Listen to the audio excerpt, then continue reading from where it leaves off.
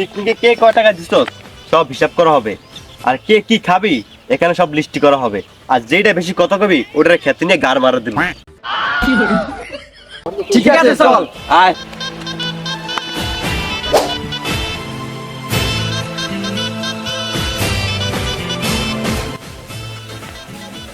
আচ্ছা ঠিক আছে এনে বল।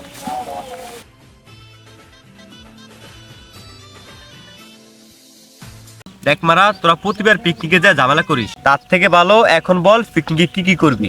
পিকনিকে যাব ভালো কথা, কিন্তু সবার আগে গার্লফ্রেন্ডদের নাম্বারগুলো ব্ল্যাক লিস্ট করতে হবে।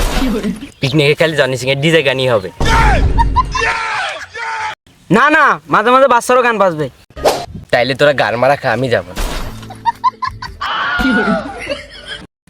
ঠিক আছে জনি সিং। দেখ, আমি আগে থেকে বলে দিছি সিগারেট থাকলে খাবো না, মদ আর মাংস থাকলে খাবো।